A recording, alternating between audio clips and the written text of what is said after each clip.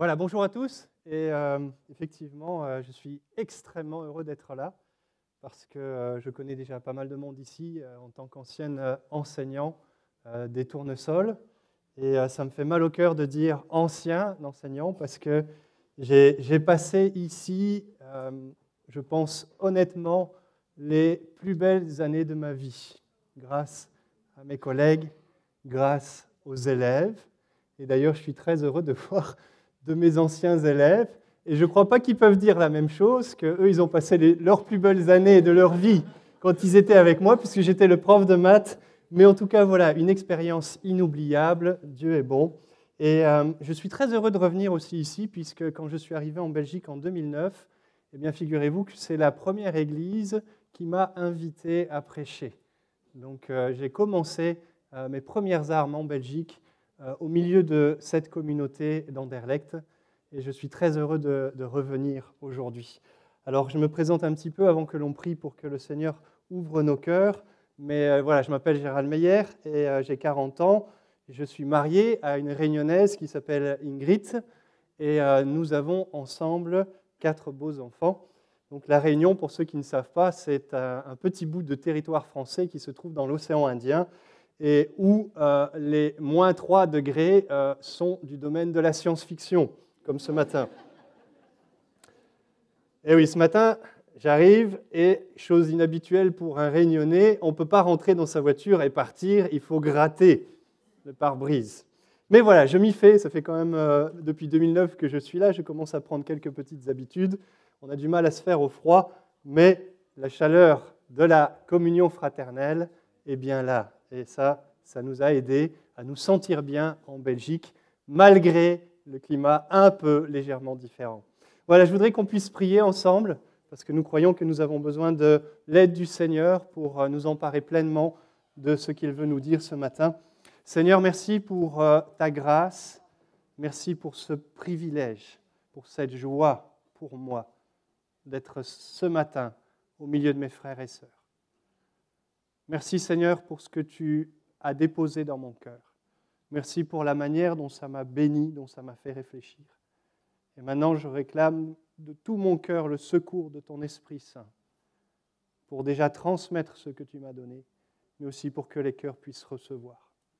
Garde ma bouche, Seigneur, et que tout vienne de toi. C'est ma prière, Seigneur, que je sois fidèle à ta volonté et à ton cœur, dans le nom de Jésus. Amen. Voilà, alors on peut commencer avec le premier slide. De la part de vos frères et sœurs en Christ, de l'Église protestante évangélique de Tubize, je vous souhaite une année 2019 riche en bénédictions spirituelles. Alors, le support de la méditation ce matin, ce sera un texte que vous connaissez certainement, qui se trouve dans la première lettre de Pierre, et c'est au chapitre 1er, au verset 22. J'ai choisi la version second 21, parce que je la trouvais plus adaptée à notre méditation, et j'aimerais qu'on puisse l'apprendre ensemble, cette lecture, donc 1 Pierre, chapitre 1er, versets 22 à 23. Alors on peut le lire ensemble. « Vous avez purifié votre âme en obéissant par l'Esprit à la vérité pour avoir un amour fraternel sincère. » Est-ce qu'on peut lire la suite ensemble ? « Aimez-vous donc ardemment les uns les autres d'un cœur pur. En effet, vous êtes nés de nouveau, non pas d'une semence corruptible, mais d'une semence incorruptible, grâce à la parole vivante et permanente de Dieu. Amen. » Alors, mon message ce matin, ma méditation a pour titre, c'est le slide suivant. Ah, qu'est-ce qu'il vient faire là, celui-là ? Aimons l'Église. Voilà. Vous êtes d'accord avec ça ? Aimons l'Église. Quand je me suis converti à l'île de la Réunion, je venais d'un arrière-plan athée, et dans ma famille, on n'était pas trop croyants, et même assez hostile à la croyance d'une manière générale, assez méfiant en tout cas à l'égard de la croyance. Et les premières années de ma conversion, les 2 premières années de ma conversion, mes parents, j'étais encore à la maison, j'étais encore mineur la première année, j'avais 17 ans, mes parents m'avaient interdit d'aller dans une église évangélique. Ils m'avaient fermement dit, il n'est pas question que tu ailles dans une église évangélique. Vous allez peut-être penser que j'exagère, mais je vous assure que c'est véridique. Pendant ces 2 années, la nuit, pas toutes les nuits, mais la nuit, il m'arrivait de rêver que je rentrais un dimanche matin dans une église pour être en communion avec mes frères et mes sœurs. Et j'ai attendu ça impatiemment, comme les enfants attendent le jour de Noël pour ouvrir leurs cadeaux. Moi, j'avais donné mon cœur au Seigneur et il me manquait un cadeau auquel je n'avais pas encore goûté. C'était celui de la communion fraternelle et j'en rêvais la nuit. Et ce jour-là est arrivé. Un jour, mes parents ont déménagé. Je me suis retrouvé libre d'aller où je voulais. Et la première fois où je suis rentré dans une église, je ne l'oublierai jamais, je me suis senti tellement bien parce qu'un chrétien, eh bien, quand il est dans l'église, il est comme un poisson dans l'eau. Amen. Vous connaissez les poissons rouges qui tiennent longtemps en dehors du bocal ou en dehors de la mer? Non. Nous sommes nés pour vivre au sein de l'église. C'est notre environnement. Alors j'aimerais vous poser cette question ce matin. Je sais qu'elle est un peu provocatrice. Aimez-vous l'église de Jésus-Christ? Aimez-vous les églises locales que vous connaissez? Pas seulement l'église Connect, mais les autres églises qui vous entourent, que vous avez peut-être connues par le passé. Bien sûr, aimez-vous votre propre église locale? J'imagine que oui, si vous êtes là. Alors, je ne parle pas du bâtiment, qui est très très bien, très très beau. Je ne parle pas du style d'église non plus. Il y a des églises contemporaines, il y a des églises connectées, excusez-moi pour le jeu de mots, il y a des églises sociales, il y a des églises multiculturelles, il y a des églises multigénérationnelles. Je ne vous demande pas ce matin si vous aimez votre style d'église. Je vous demande si vous aimez l'église, les frères et sœurs, les personnes qui la constituent, qui la composent, les gens que vous rencontrez ici ou dans d'autres communautés dimanche après dimanche. Alors je vous le concède, ce n'est pas toujours évident d'être dans cet amour fraternel. Normalement, quand on est d'accord, on dit Amen. Enfin, ça dépend des églises, ça dépend du style d'église. Je répète, je vous le concède, ce n'est pas toujours évident d'être dans cet amour fraternel, en tout cas tel que Pierre l'a décrit. Pierre a parlé d'un amour sincère, vrai, non superficiel. Il a parlé d'un amour ardent, avec un cœur pur, sans mélange, constant. Dans les églises locales, nous allons trouver des personnes prévenantes, bienveillantes, accueillantes, attentives, patientes, compréhensives. Mais nous allons aussi trouver des personnes fragiles, des personnes pas toujours d'accord avec nous, des personnes fatiguées ou blessées, comme moi-même aussi. Je peux être fragile, fatigué, blessé, pas d'accord, maladroit. Personne n'est d'accord. J'ai dit une bêtise alors? Le caractère imparfait des croyants. Est-ce que vous pensez que c'est nous, parce qu'on est très très loin de l'Église primitive? Alors avec le temps, l'Église s'est dégradée petit à petit. Dans l'Église primitive, les croyants étaient parfaits. Non, ça ne date pas d'aujourd'hui. Ça ne veut pas dire que c'est une excuse.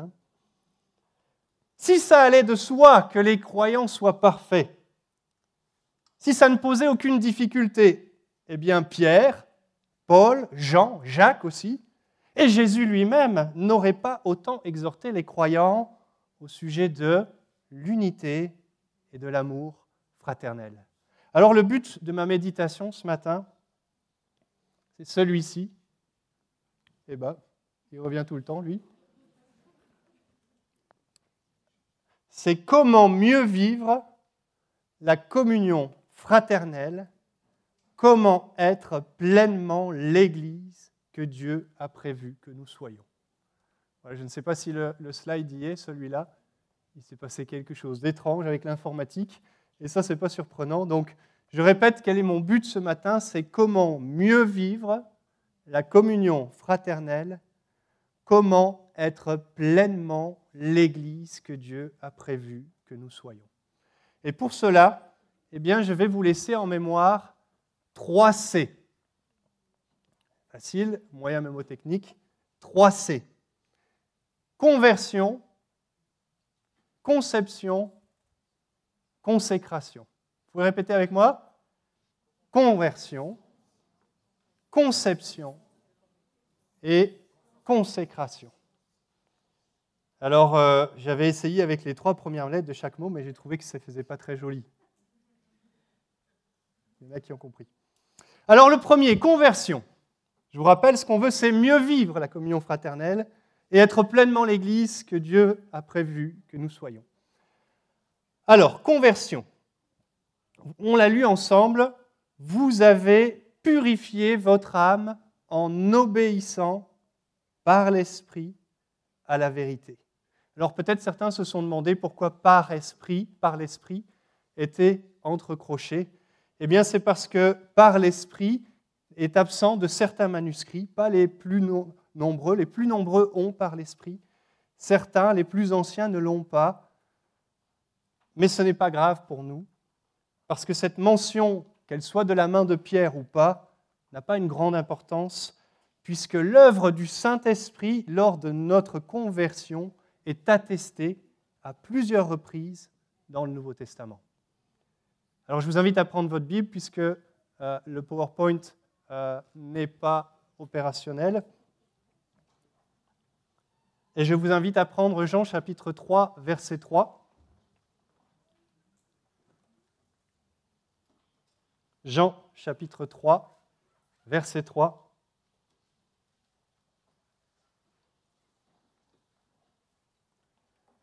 Vous le connaissez bien.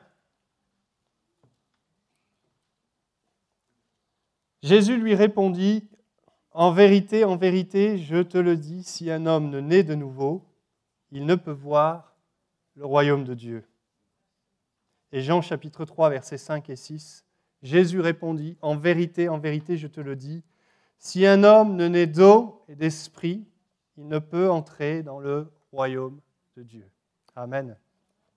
Le Saint-Esprit est à l'œuvre à la conversion.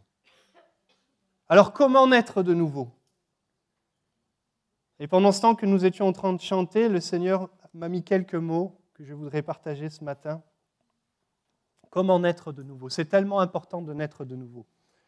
Eh bien, au cas où vous ne l'auriez jamais entendu, je veux saisir l'occasion pour vous dire que naître de nouveau, c'est tellement important. Et pour pouvoir le vivre, ça nous demande de simplement aller devant un miroir qui va nous montrer réellement qui nous sommes, tels que nous sommes, pas qu'avec nos qualités, mais aussi avec nos défauts, pas qu'avec ce qui nous fait plaisir à voir, mais aussi avec les choses qui ne nous font pas plaisir de voir.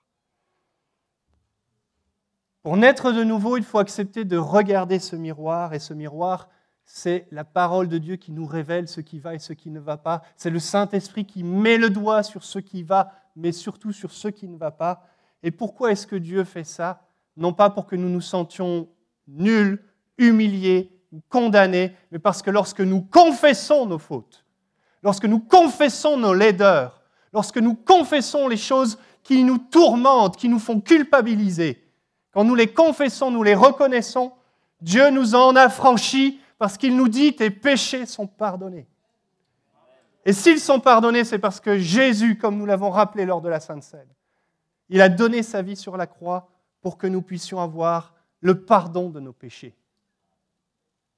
Alors, confessez vos fautes. Croyez que Jésus est mort sur la croix pour ses fautes. Et renoncez à ces fautes en devenant un disciple, une disciple de Jésus. Suivez Jésus, acceptez de suivre Jésus. Et la parole que j'ai reçue tout à l'heure pendant pendant la Sainte Seine était celle-ci.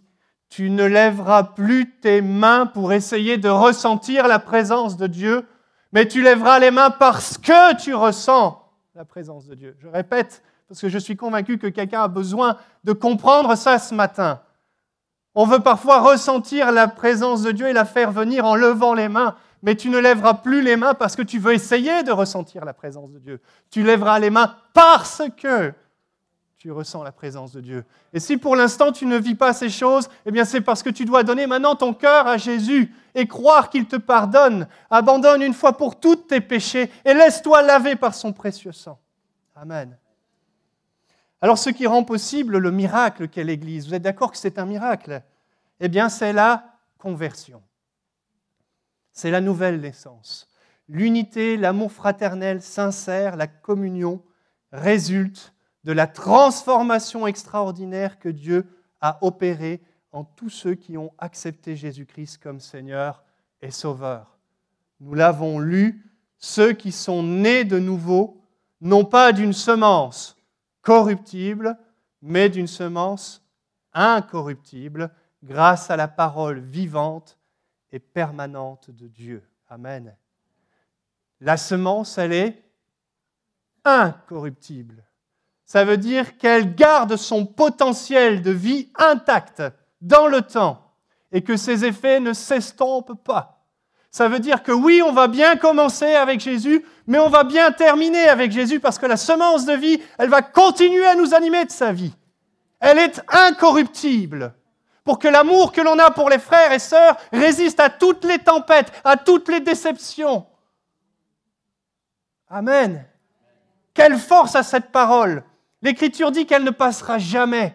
Eh bien, c'est cette parole qui a suscité la vie en nous, cette vie qui nous porte à aimer notre prochain comme nous-mêmes. Et cette parole, comme elle est éternelle, eh bien, cette vie en nous, elle est éternelle pour surmonter toutes les batailles. Parce que oui, l'Église, c'est un miracle. Mais Dieu a mis les moyens qu'il faut pour que ce miracle soit possible. Amen. Nous avons purifié nos âmes en acceptant Jésus, nous recevons son esprit, et c'est son esprit qui fait de nous le miracle Église. Mes amis, toute conversion authentique découle sur un amour fraternel, comme Pierre l'a dit, sincère. La préposition « pour », qui est dit « pour », nous avons purifié nos âmes pour un amour fraternel sincère. Il est fort de sens ce « pour » dans l'original grec. Il parle de direction, vers, en vue de, avec poursuite logique. Donc quand je me convertis, la suite logique, c'est que j'aime mes frères et sœurs qui ont aussi reçu l'Esprit de Christ. Et je comprends maintenant pourquoi, quand j'étais encore dans l'ignorance de tout ce que la Bible enseigne au niveau théologique, quand j'étais dans ma chambre tout seul, je sentais qu'il me manquait quelque chose, parce que la vie que j'avais reçue en moi me poussait à aller vers mes frères et sœurs. Amen. Nous ne fabriquons pas l'Église, vous le savez. Ce ne sont pas nos agapes, nos rencontres fraternelles, nos moments sociaux qui bâtissent l'Église. Ces choses résultent, sont des expressions de notre nouvelle nature, de notre participation au corps de Christ. Il y a un danger,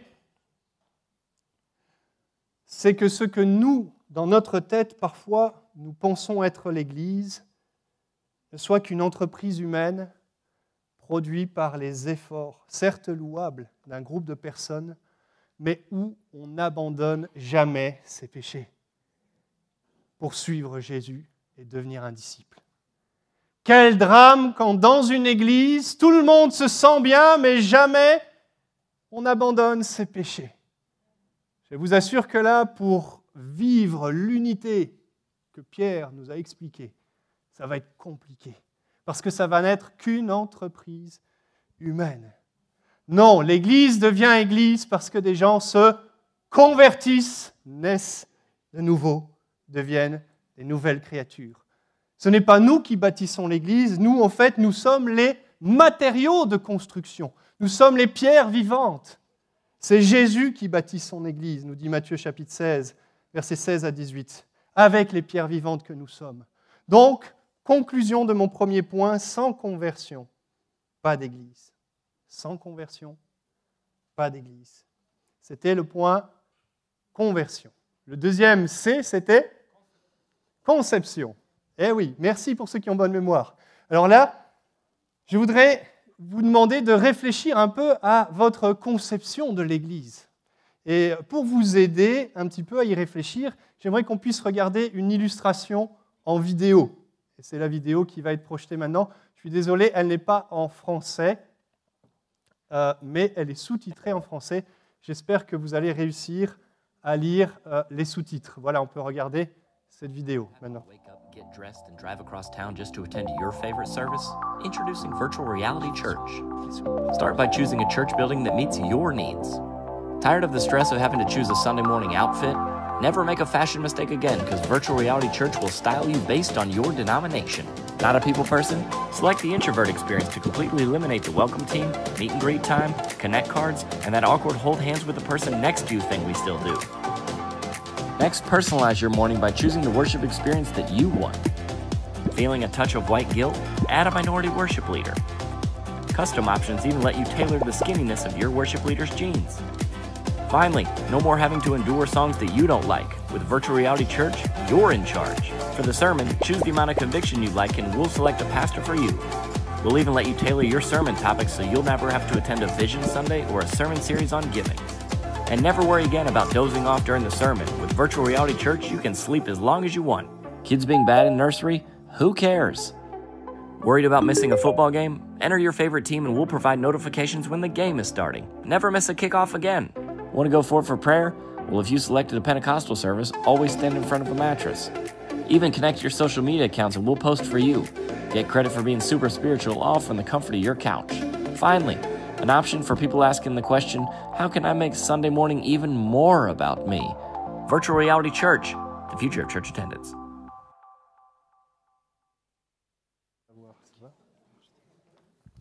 Voilà.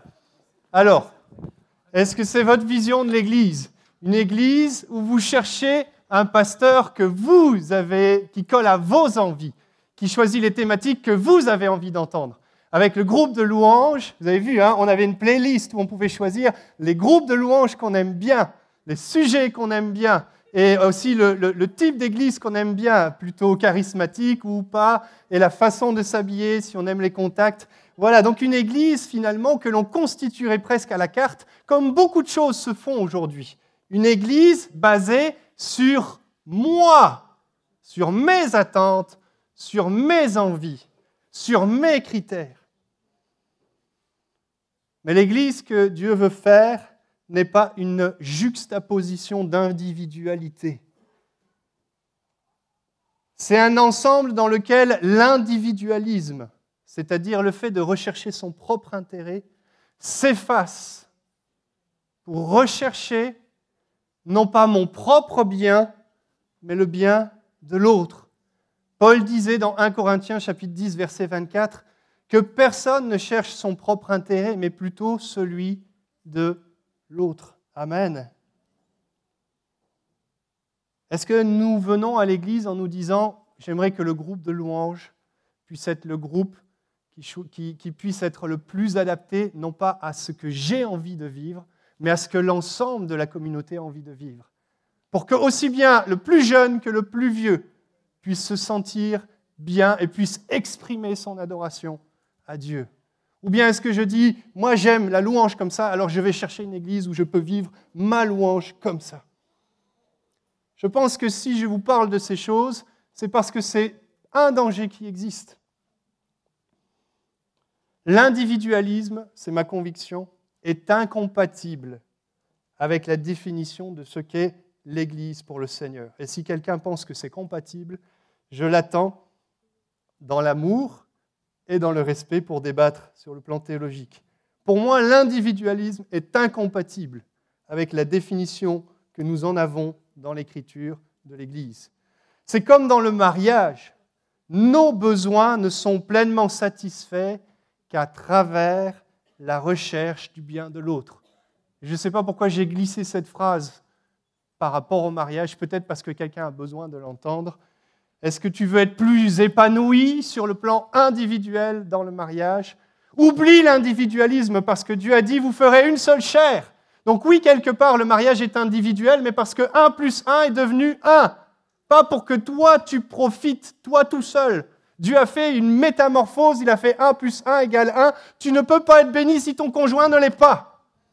Plus tu fais du bien à ton conjoint, plus tu te fais du bien, parce que 1 plus 1 égale 1 dans le mariage.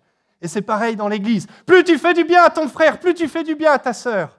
Et plus tu te fais du bien aussi en retour. Parce que nous sommes une unité, un seul et même corps. Amen. L'Église n'est pas non plus assujettie, on parle de conception d'Église, donc pas d'individualisme, l'Église n'est pas non plus assujettie au principe humain, qui se ressemble, s'assemble. Vous avez déjà entendu ça? Qui se ressemble, s'assemble. Si cette règle se vérifie souvent sur le plan purement humain, je peux le concevoir, je ne crois pas qu'elle s'applique au royaume de Dieu. Pourquoi je dis ça? Eh bien parce que Dieu a fait un miracle déjà dans l'Église primitive. Il a mis des juifs et des non-juifs ensemble.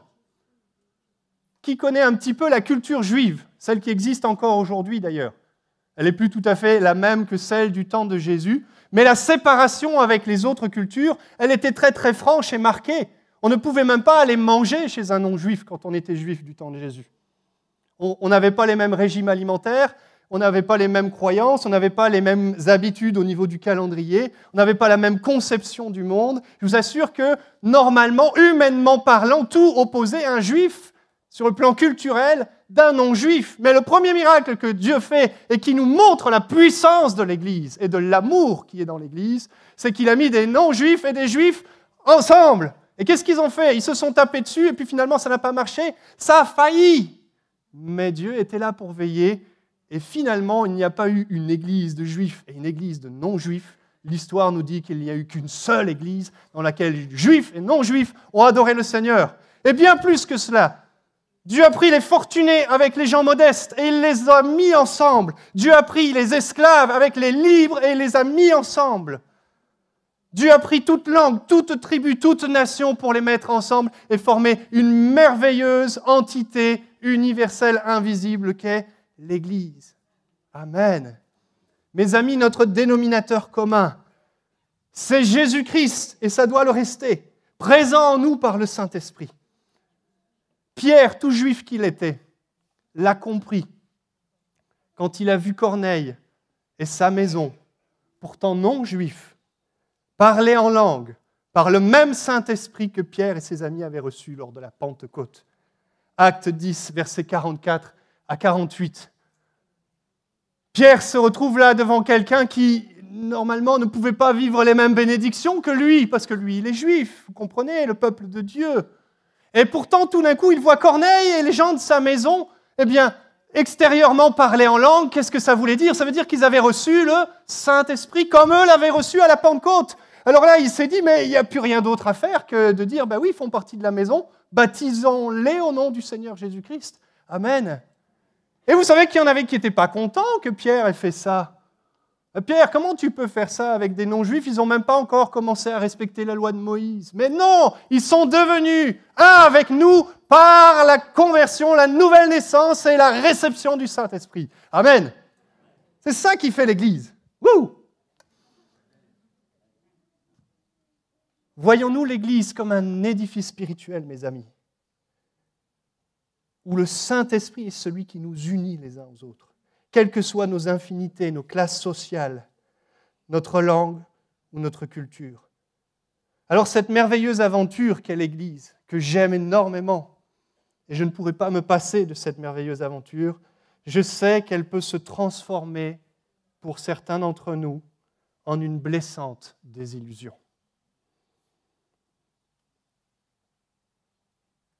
Il y a une raison qui peut expliquer que l'on arrive à cette blessante désillusion.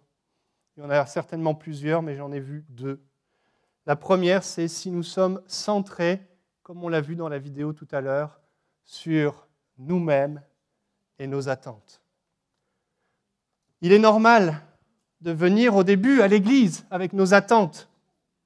Au départ, souvent, on est blessé par la vie et on vient dans l'église parce qu'on a des besoins. Et vous qui venez pour la première fois, si vous venez ici dans l'église pour la première fois, et que vous avez des attentes, Dieu va vous bénir, il veut vous encourager ce matin. Même si vous avez une petite foi, il veut vous donner ce matin. Vous venez pour l'instant juste avec vos besoins, vos attentes, et Dieu va les rencontrer. Et pour la plupart d'entre nous qui sommes là, quand nous sommes arrivés la première fois à l'Église, nous sommes venus avec nos attentes, nos blessures et nos besoins. Mais l'étape d'après, ce n'est pas de rester tout le temps centré, focalisé sur nos attentes et nos besoins. Mais à un moment donné, pas à un moment donné, petit à petit, je dirais plutôt, Dieu nous décentre de nous-mêmes, notamment parce qu'il nous a bénis et qu'il nous fait de belles promesses. Pourquoi est-ce que nous pouvons nous décentrer de nous-mêmes? Parce que nous n'avons plus besoin de nous inquiéter de nous-mêmes. Parce qu'en tant qu'enfants de Dieu, nous n'avons plus qu'à rechercher premièrement le royaume de Dieu et sa justice, et toutes choses nous seront données par-dessus. Comment peut-on être plus libre que ça pour ne plus être centré sur ses propres problèmes? C'est notre privilège d'enfants de Dieu. Amen. Mais parfois, on reste centré sur soi-même, sur ses attentes, sur ses ambitions, sur notre projet de ce que l'Église devrait être, sur la manière dont l'Église devrait être organisée, sur la manière dont on doit faire l'accueil, sur la manière dont on doit louer le Seigneur, sur la couleur du mur.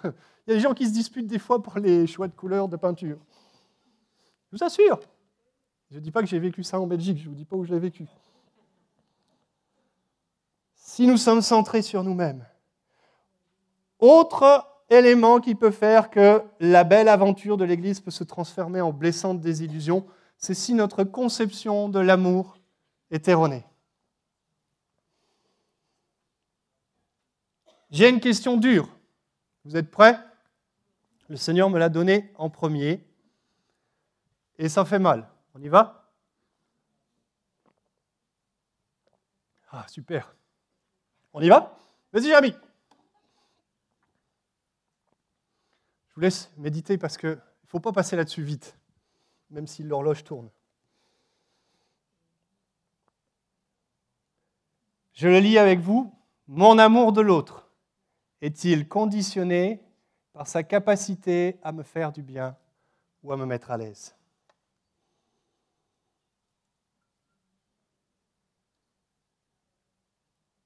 Dur de répondre à ça, hein.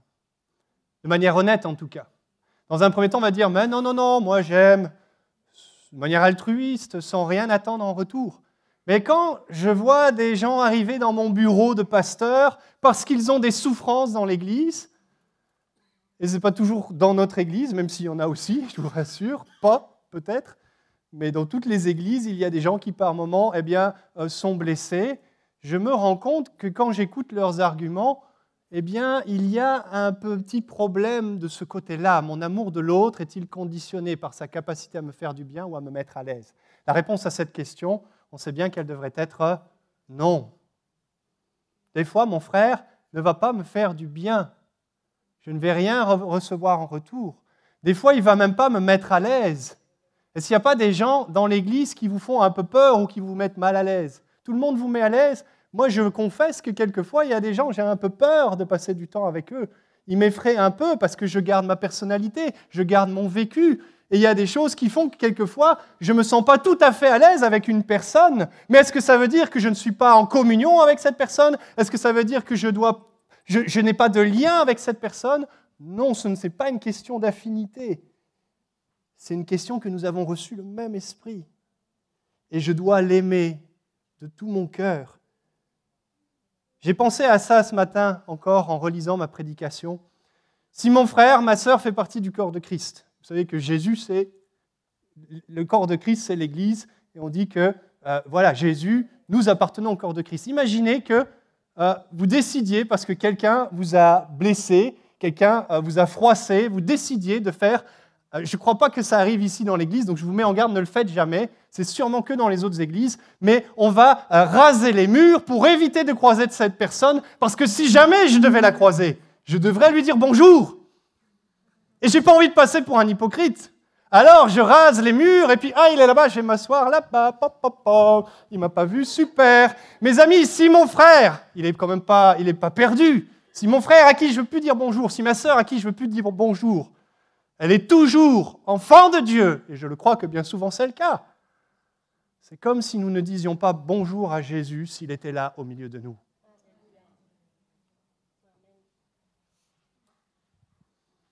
Aimons tous nos frères et sœurs comme nous aimons le Seigneur. Amen. Mettons dans notre... Alors, comment est-ce qu'on peut rater la cible au niveau de l'amour? Slide suivant. On peut viser juste, viser la bonne cible, c'est-à-dire l'amour qui est dans la Bible, l'amour de Dieu tel qu'il est décrit dans 1 Corinthiens 13. C'est peut-être celui-là qu'on vise. Alors on peut le rater parce que, je ne sais pas si vous avez déjà fait du tir à la carabine ou du tir à l'arc. Quelquefois, malgré tous les efforts qu'on a faits, on s'est concentré pendant plusieurs secondes pour bien viser, et puis on lâche, et puis pof, c'est à côté. Ça arrive comme ça. Hein. Qu'est-ce qu'on avait dans le viseur? Le bon objectif.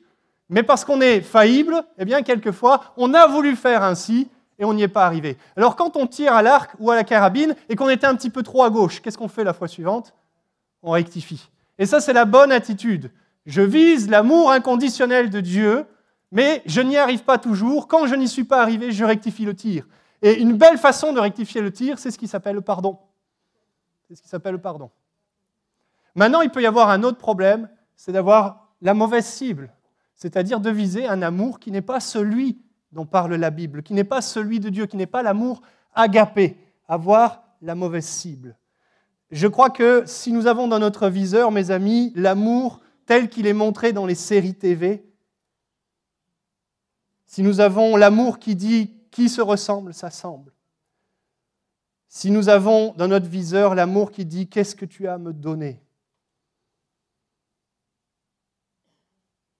je crois que nous passons à côté et nous allons forcément rater l'objectif.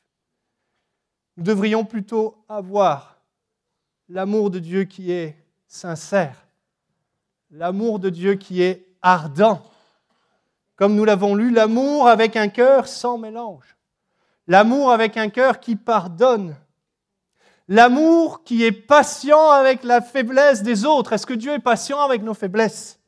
Tous les matins, je dis, Seigneur, merci pour ta patience envers moi. Est-ce que nous ne voulons pas est-ce que nos frères et sœurs ne devraient pas être dignes de la même patience? Un amour qui prend plaisir à la miséricorde. Ça veut dire que c'est au-delà de juste dire, ok, bon, je te pardonne, vas-y, poursuis ta route, et laisse-moi tranquille. On le fait presque à contre-cœur. Dieu prend plaisir à la miséricorde. Dieu n'est pas que miséricordieux, ce qui est déjà énorme. Il va plus loin que ça. Il se réjouit de faire miséricorde. Amen. C'est ça qu'on doit avoir dans le viseur. On doit être ambitieux. Un amour qui ne recherche pas son propre intérêt. Un amour, comme on l'a entendu tout à l'heure, qui se fait serviteur de tous. Un amour qui persévère quand c'est difficile. Alors je sais que je vais vous paraître dur ce matin, mais c'est nécessaire. Nous avons, et je me mets dedans, quelquefois fait du tort à l'Église. Nous l'avons fragilisé. Nous avons attristé le Saint-Esprit parce que nous avons fait passer toute une série de considérations avant le motif ultime de nous aimer les uns les autres comme Dieu nous a aimés. Je répète, nous avons quelquefois fait du tort à l'Église. Là, vous êtes en train de dire « Ah oui, je me souviens, le frère là-bas, il a fait ça. Ma sœur, elle a été comme ça. » Non, non, non. Nous, moi, toi, nous avons quelquefois, ou souvent, je ne sais pas, fait du tort à l'Église, nous l'avons fragilisé, nous avons attristé le Saint-Esprit parce que nous avons fait passer toute une série de considérations avant le motif ultime de nous aimer les uns les autres. Alors si c'est votre cas, vous pouvez dès maintenant réparer les dégâts en vous, parce que quand on fait ça, on se blesse soi-même, parce que souvenez-vous que votre frère, quand vous le blessez, vous êtes un avec lui. C'est comme quand on fait du tort à son conjoint, on se blesse soi-même. On est bien d'accord? Qui accepterait d'avoir une grosse plaie au mollet et dire « Ah ok, je reste avec, je vais continuer comme ça, je ne veux pas la soigner ». Quand tu soignes la blessure de ton frère en allant lui demander pardon, tu soignes la blessure de ton cœur. Et c'est pour ça que certains n'arrivent pas à guérir. Ils disent « Seigneur, guéris-moi, guéris-moi, je pense tout le temps à ça, ça m'obsède ».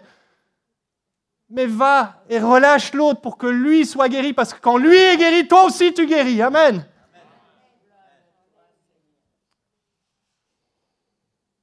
Une dernière fausse conception qui est à rejeter, c'est celle qui consiste à dire que le miracle de l'Église n'est que théorique, qu'il est impossible.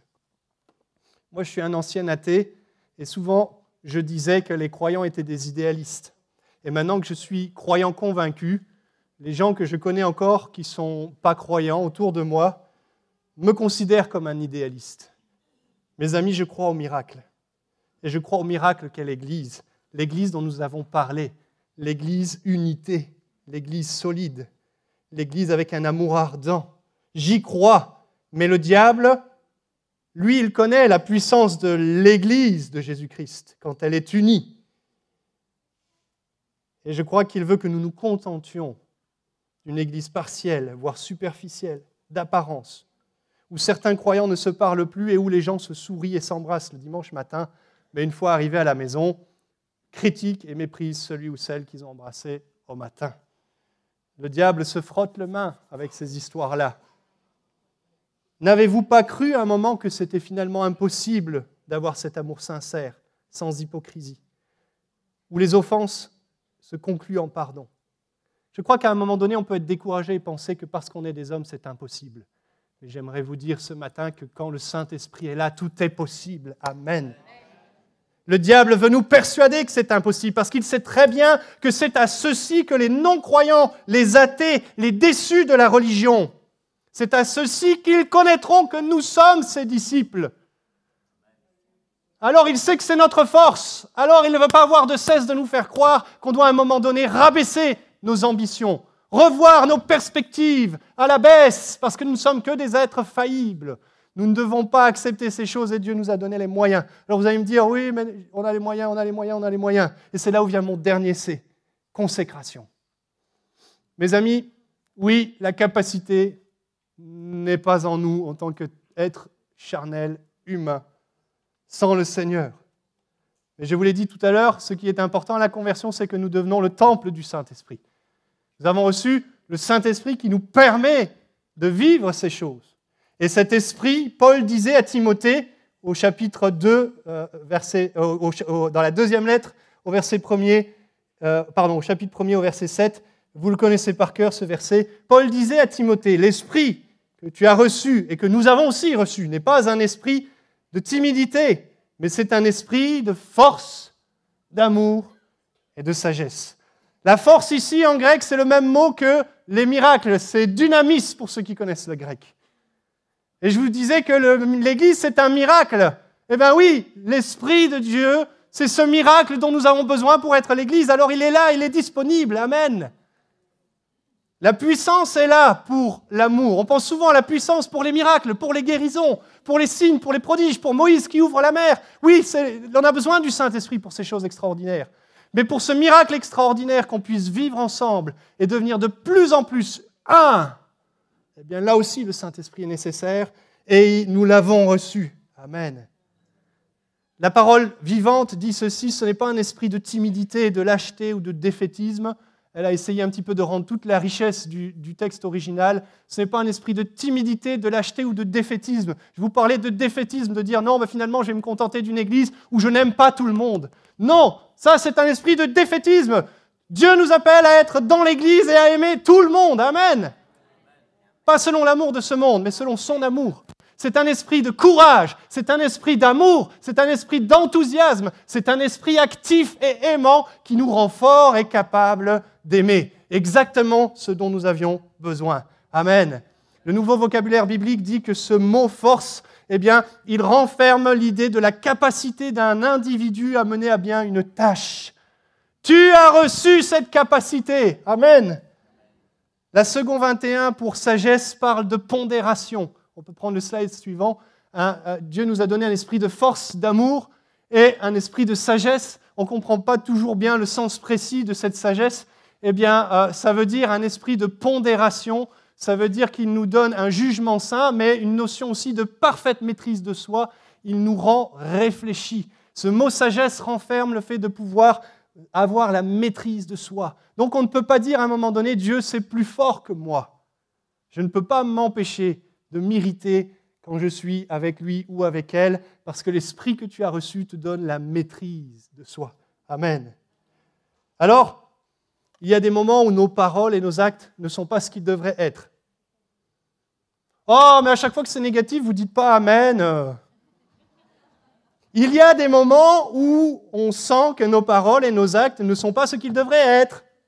C'est vrai. Ça ne veut pas dire qu'on prend plaisir quand on dit Amen. Ça veut dire qu'on dit oui, c'est vrai, c'est juste. On est dépassé par nos émotions. Pas vrai que ça arrive qu'on est dépassé par les émotions? Et on pose des actes et on dit des choses qui font des dégâts. Alors si cela arrive une fois par an, j'ai envie de dire, ça va. Si ça arrive une fois par mois, vigilance. Maintenant, si ça arrive une fois par semaine, mes amis, je crois qu'il faut réagir.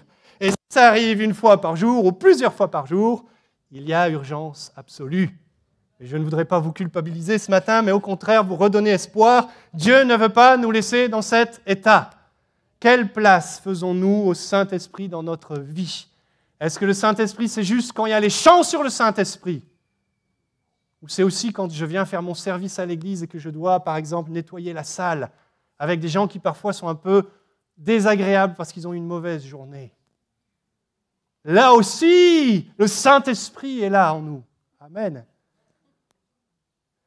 Est-ce que c'est une préoccupation d'être sans cesse rempli du Saint-Esprit? Est-ce que c'est au moins une préoccupation? Est-ce que c'est une préoccupation majeure? Est-ce que c'est une préoccupation secondaire en option, au cas où? Est-ce que c'est une préoccupation facultative? Mes amis, quand les disciples étaient, pour d'autres circonstances, faibles, sans force, parce qu'on les avait menacés dans le livre des Actes et qu'ils ont voulu être renouvelés du Saint-Esprit, qu'est-ce qu'ils ont fait? Ils ont prié. Amen. Colossiens 4:2 nous dit « Consacrez-vous assidûment à la prière. Par elle, veillez dans l'action de grâce. » Amen. Et Paul disait aux Thessaloniciens, chapitre 5, verset 17, « Priez sans cesse. » Qui a déjà fait ça, prier sans cesse? Ah, c'est bien, il n'y a pas de gens malhonnêtes dans cette église. Même les pasteurs n'ont pas levé la main. Prier sans cesse. Moi, quand je lis ça, et je suis comme vous, je me dis, mince, prier sans cesse. Waouh, comment je vais faire? Alors je me suis dit, tiens, il y a au moins une chose qu'on pourrait faire pour prier sans cesse. Peut-être pas du lever du soleil jusqu'à son coucher, mais au moins, allez, un objectif atteignable, je pense, ce serait de, par exemple, transformer ce petit geste.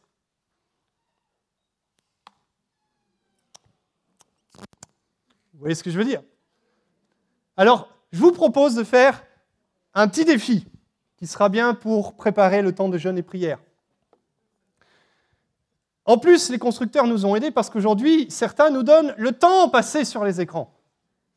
Je vous propose pendant une journée, juste une journée, et puis ça va tellement vous faire du bien que vous allez le refaire après, juste pendant une journée, à chaque fois que vous avez envie de prendre le téléphone, ne le prenez pas quand il sonne. Là, prenez-le parce qu'il faut quand même répondre aux appels. Mais à chaque fois que vous avez envie de prendre le téléphone pour regarder un truc ou l'autre, qu'est-ce qui se passe sur Facebook, au lieu de prendre le téléphone juste une journée, vous inquiétez pas, Facebook ne va pas déposer le bilan si vous ne regardez pas votre compte pendant un jour. Ça va aller, ça va aller. Tout sera encore là le lendemain. Juste pendant une journée, faites ce test.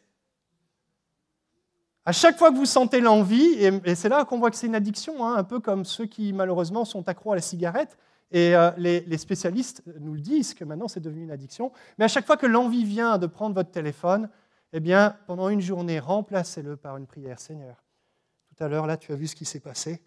Ah, c'était dur. Aide-moi à corriger le tir. Enlève ces sentiments négatifs dans mon cœur. Aide-moi à pardonner, aide-moi à m'humilier, aide-moi à être plus sage, à avoir plus de discernement. Amen.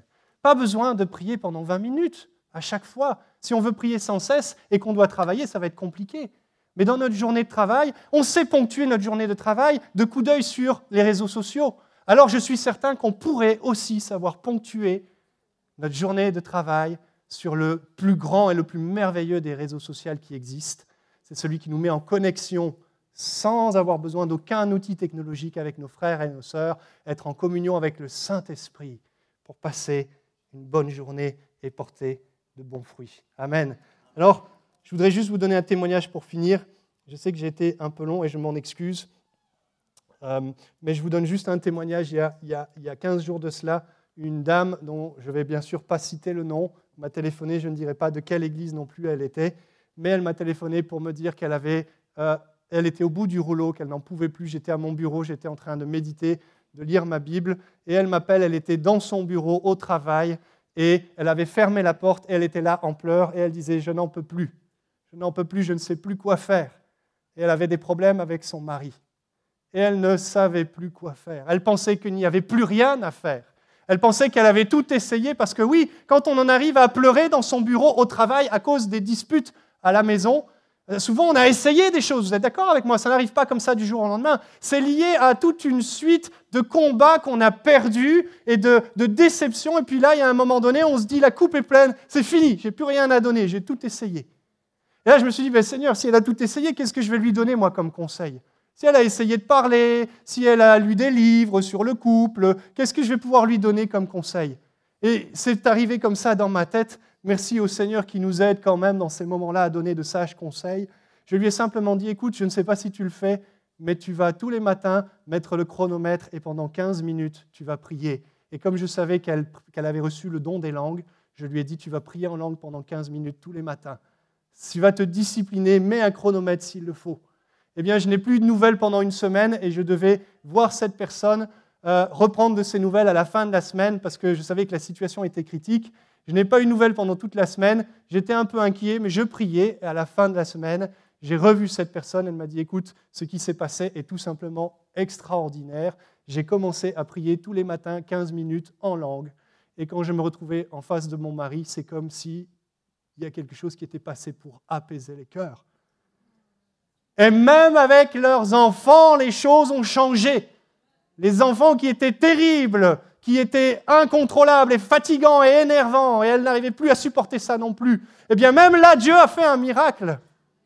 Le Saint-Esprit en nous est aussi là pour ça, mes amis. Amen. Alors, j'aimerais qu'on puisse prier pour que Dieu nous aide à mieux aimer l'Église. Ô Seigneur, quel cadeau tu nous as fait avec l'Église, Seigneur.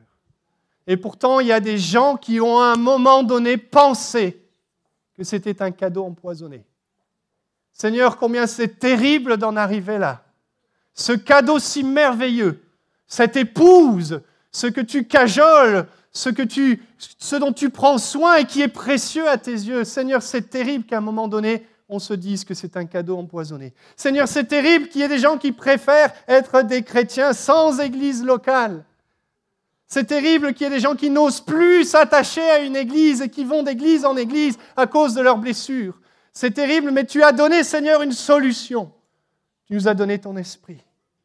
Seigneur, je voudrais te prier pour ceux qui ne connaissent pas encore la plénitude de ton esprit, parce que l'étape de la conversion n'a pas encore pris place dans leur vie. Je prie pour qu'ils puissent, Seigneur, comprendre qu'il ne faut pas attendre pour se donner à toi, mais pour qu'ils se donnent à toi aujourd'hui, dès maintenant, dès ce matin. Seigneur Jésus, je te donne mon cœur. Je veux lever les bras parce que je ressens ta présence et pas pour ressentir ta présence. Seigneur, la personne qui avait besoin d'entendre ça, qu'elle se donne ce matin. Si elle est sur Internet, qu'elle se donne à sa maison, Seigneur, et qu'elle reçoive la plénitude de ton esprit. Seigneur, je prie pour nous qui sommes convertis, afin que tu renouvelles ton esprit en nous. Et nous aussi, les pasteurs, nous avons besoin, Seigneur, d'être renouvelés de ton esprit. Parce que oui, les difficultés que chacun connaisse dans l'Église, nous aussi, nous les connaissons. Et nous avons tous besoin de dire, Seigneur, viens me renouveler de ton esprit. Aide-nous à prier sans cesse, à prier plus en tout cas, Seigneur. Aide-nous à venir nous abreuver de ta présence parce que nous en avons besoin. Aide-nous à faire des choix plus pertinents dans la manière d'utiliser le peu de temps que nous avons. Aide-nous à laisser de côté toutes ces choses qui pompent notre énergie et qui sont stériles. Et aide-nous à consacrer ce temps à la prière. Alléluia. Amen. Gloire à toi, Seigneur. Gloire à toi, Seigneur.